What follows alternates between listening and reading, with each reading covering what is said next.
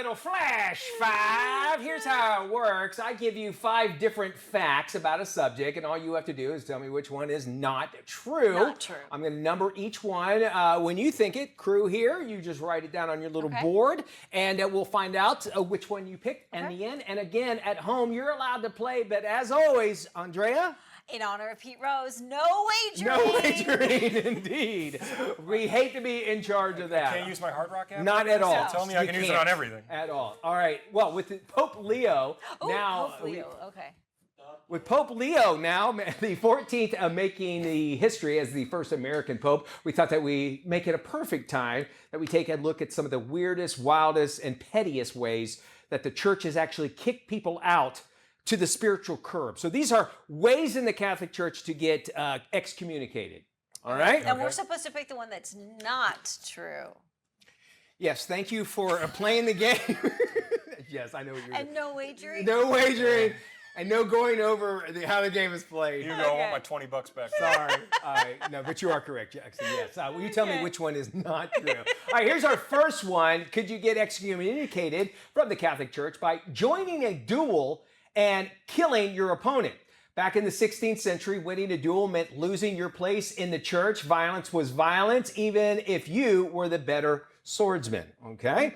Our second one, number 2, sneezing during the consecration of the Eucharist without covering your mouth. Oh. Could you get excommunicated for that? It was once considered a sign of spiritual impurity to disrupt sacred moments with a bodily interruption, gross as well as spiritually offensive. All right. Okay. Our next one is number 3. Are you freaked out about this, Hugo?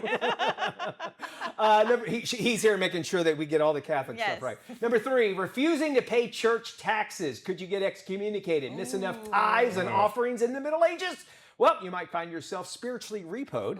Number 4, performing surgery as a priest. Clergy weren't allowed to spill blood. Even life-saving surgery could actually get you the boot. Right. And then finally, pretending to say mass without being ordained, impersonating a priest. Boom, instant communication. You fake it, and well, you're forsaken. Which one of those is not true? 1 through 5. We will go around the room, and once we got all the answers, once they're tallied in, we'll also check in with the control room. Which one is not true? You can pick a number, too, if it makes it easier for that. All right, here we go. Let's go around the room first to find out which one is not true. We'll start with Maddie. Yours is? I think it was number 4, doing the surgery. During surgery? During surgery, yeah. You're not, so you can't do a surgery. Could get you kicked out. Especially back in the day, I don't think they cared. As long as you could, fix them. All right. Yeah. If the Lord can't do it, you can with your hands, what you're saying. All right, there, Jackson, you picked sneezing. Sneezing. I think the sneezing one is not true. Is not real, all right? Real. Which I believe was number 2. Okay, let's jump into the control room.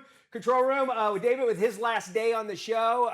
David, what did you pick? I can't see it. Number 2, the sneezing. David, right on, buddy. And then we'll go with the camera guys. Camera guys pick number 3. Believe it or not, the truth, or the one that's not real actually, is sneezing. It was, I told you, that was not true at all.